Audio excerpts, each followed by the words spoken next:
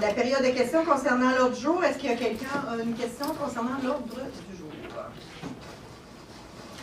Parfait. Donc, ça prendrait un proposeur pour l'adoption de l'ordre du jour. J'en fais la proposition. Proposé par M. Laplaine, appuyé par J'appuie.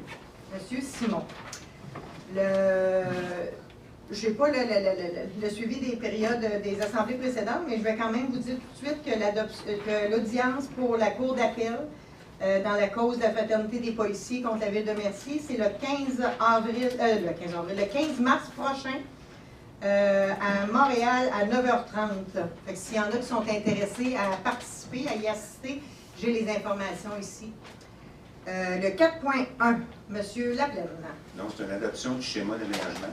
Considérant l'adoption du projet de schéma d'aménagement et de développement durable de la MRC Roussillon le 26 octobre 2016, considérant que les villes et les municipalités situées sur le territoire de la MRC du Roussillon peuvent formuler des commentaires à l'égard du dit projet de schéma au plus tard le 3 mars 2017, et considérant que la ville de Mercier a préparé une série de commentaires à l'égard du dit projet de schéma afin que celui-ci tienne compte de certaines réalités de son territoire et des préoccupations de son conseil municipal.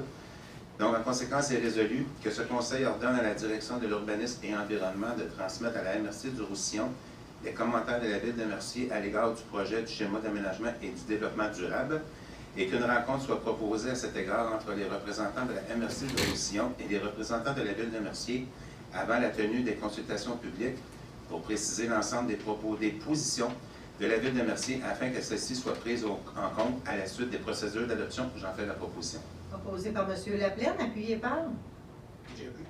M. Roy. Le 4.2, M. Simon. Donc, considérant que la direction du greffe a procédé à la publication d'un appel d'offres public pour la fourniture et l'installation d'une boîte utilitaire en aluminium pour véhicules d'urgence le 18 janvier 2017, considérant que deux sociétés ont soumissionné, soit la société Maxi Metal Inc.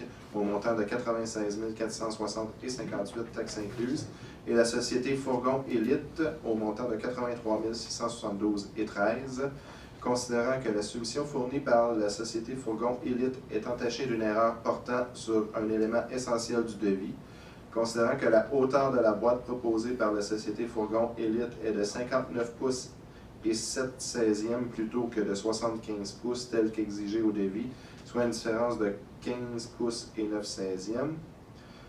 C'est plus 7/16e.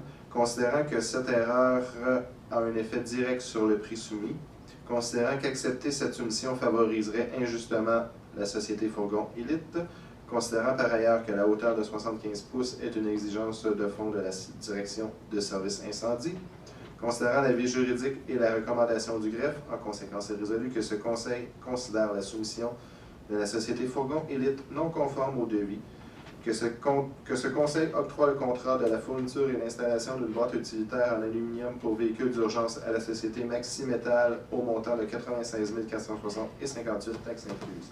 Que cette dépense soit financée via le fonds de roulement. J'en fais la proposition. Proposé par M. Simon, appuyé par J'appuie. M. Laplaine. Le 4.3, Mme Henderson.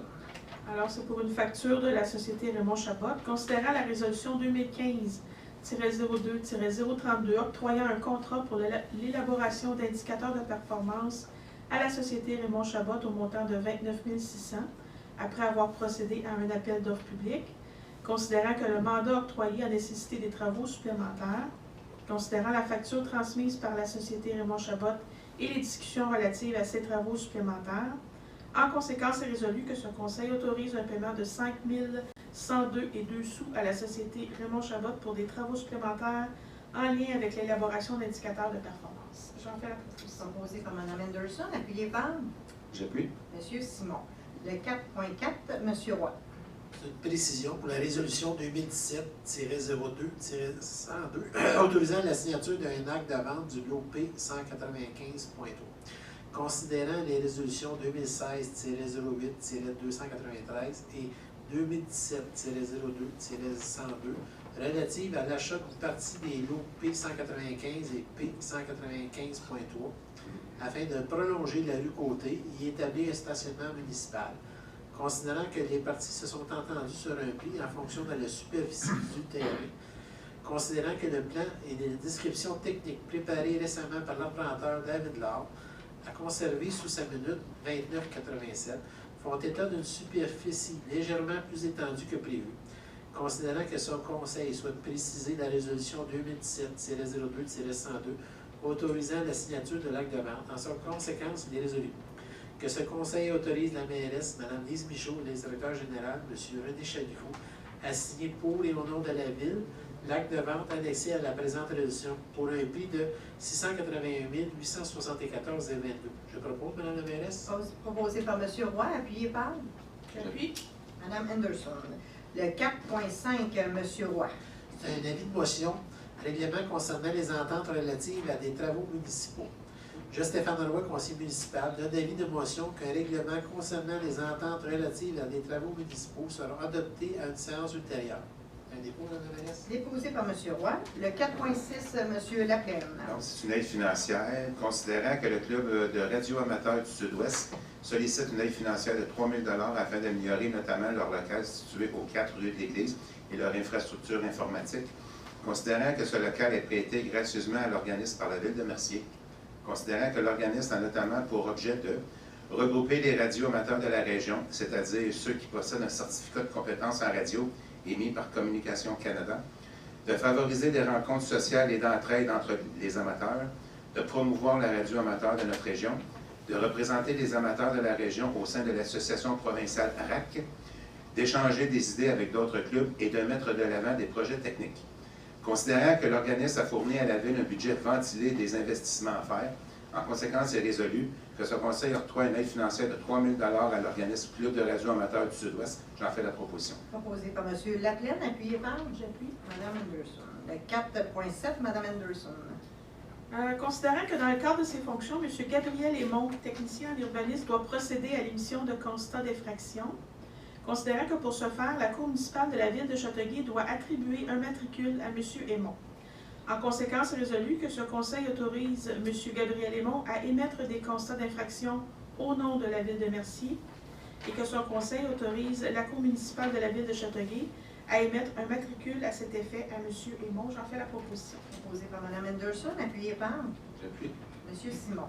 4.8, Mme Anderson.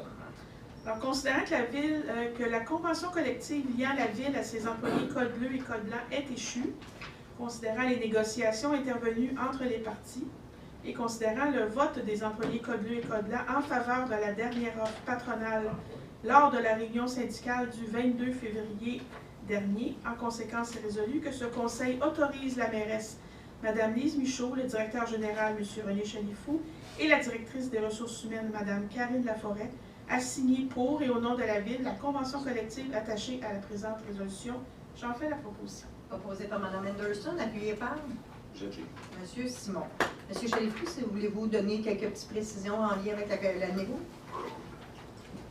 En fait, on est très heureux d'être arrivé à cette rencontre. C'est un long processus de négociation qui a pris fin. Essentiellement, bon, il y a beaucoup de clauses normatives là, dont je ne ferai pas mention parce que c'est de l'ajustement dans bien des cas ou des ajustements mineurs de part et d'autre. Essentiellement, le gros morceau, évidemment, était des enjeux d'augmentation de salaire.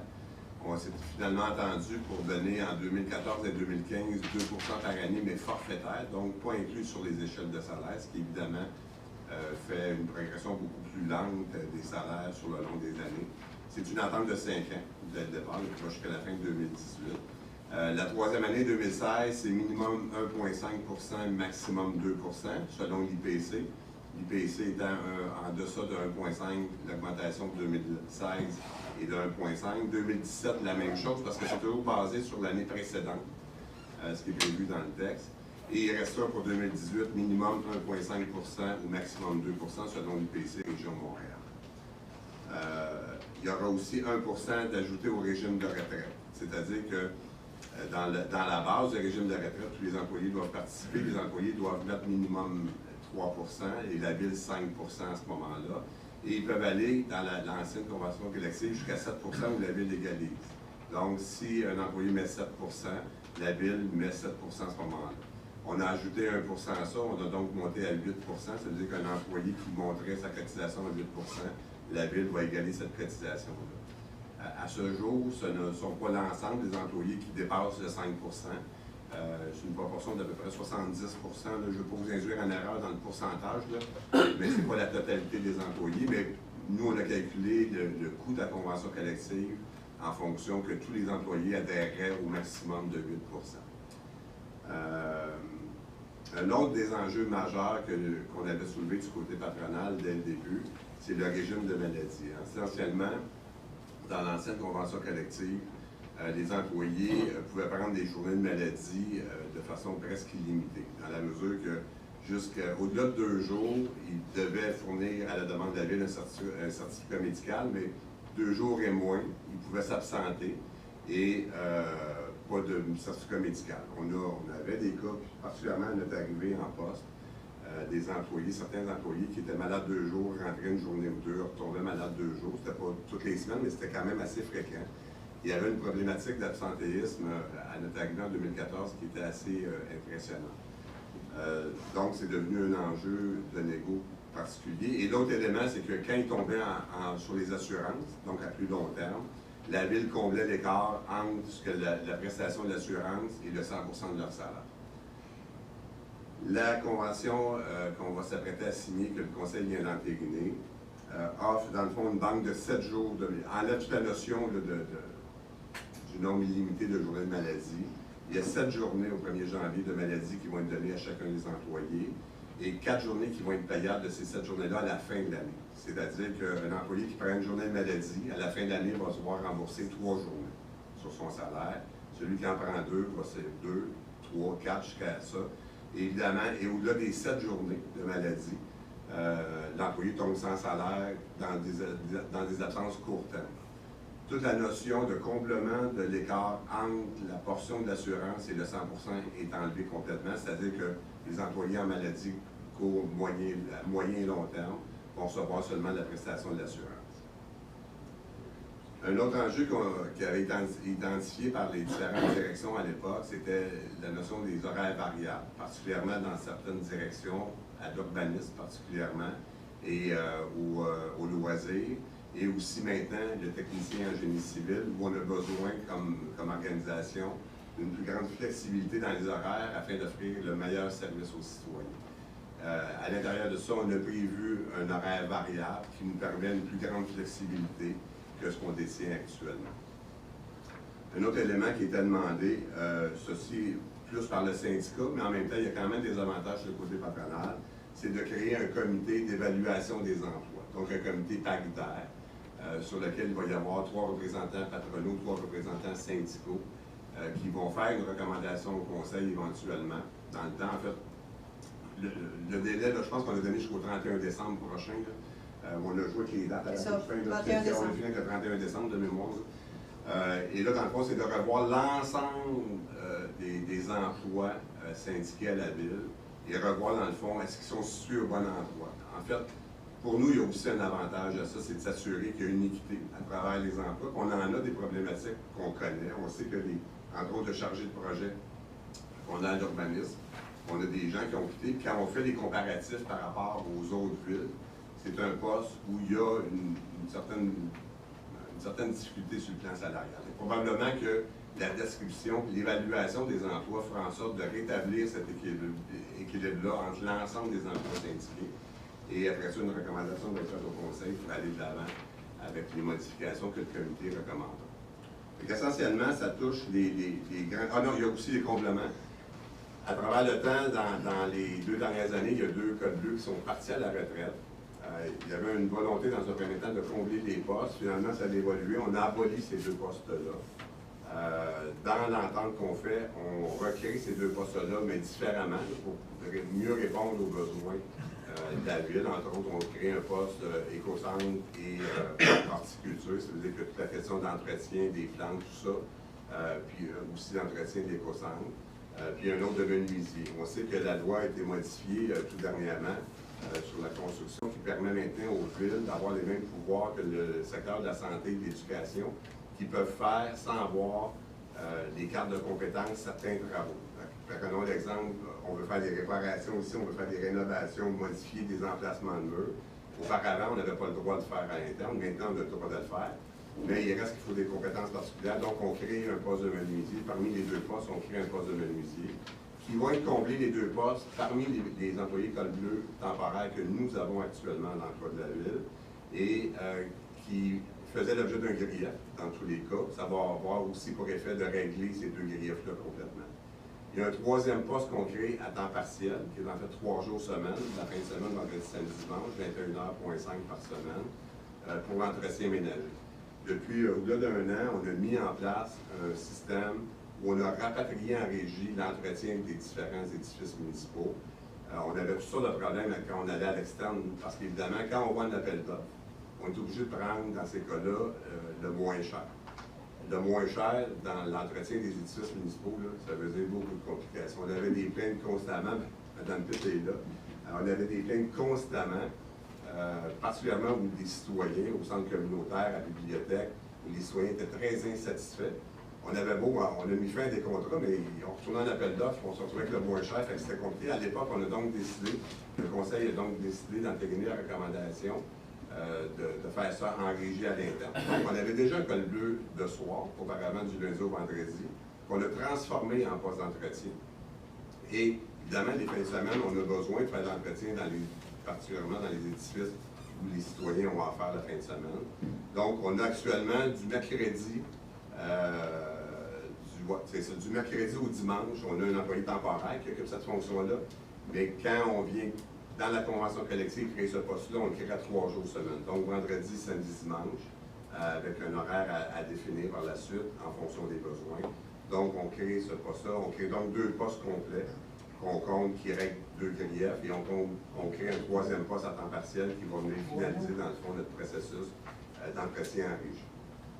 Essentiellement, ce sont les grands éléments. Comme je dis, il y a beaucoup de textes d'ajustés à gauche, à droite, là, mais dans les grands enjeux, là, essentiellement, ce sont les grands enjeux. On est particulièrement content d'être arrivé à cet endroit. Effectivement. J'aimerais juste avoir une petite précision. Par contre, dans ce que vous venez de dire, en lien avec le comité, ça va être des recommandations qui vont être faites au conseil? C'est pas un comité qui est paritaire décisionnel? Bien, il faut que, oui, en fait, il va l'être, mais il faut que ça s'entende. Il y a 3 représentants patronaux, 3 représentants syndicaux. Il faut que ça s'entende. C'est ça, mais ça ne sera pas une recommandation. Ça va être ça. Qu'est-ce qu'ils vont s'entendre, ça va être ça. Oui, c'est effectivement. OK.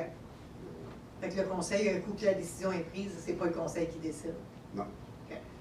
C'est bon, c'était quand même une précision que je voulais apporter. Donc, effectivement, on est très heureux que ce soit chose réglée. Puis on va se remettre, en fait, on va continuer à travailler ensemble, mais on va espérer que ça va donner de très bons résultats et on en est convaincus. Donc, merci beaucoup à M. Chalifou et à Karine qui ont mené ce dossier-là d'une main de maître. Donc, merci beaucoup et vous transmettrez nos remerciements à Karine aussi. Maintenant, on va passer à la période d'intervention des membres du conseil. Mme Henderson. Pas de commentaire pour ce soir. Merci beaucoup d'être là. M. Roy. Même chose pour moi. M. Leblanc. Aucun commentaire, merci. M. Simon. Aucun commentaire. Merci. Bon, ben, donc, je vais faire comme les autres. J'ai dit mes commentaires avant, une chance. Donc, on va procéder à la période de questions.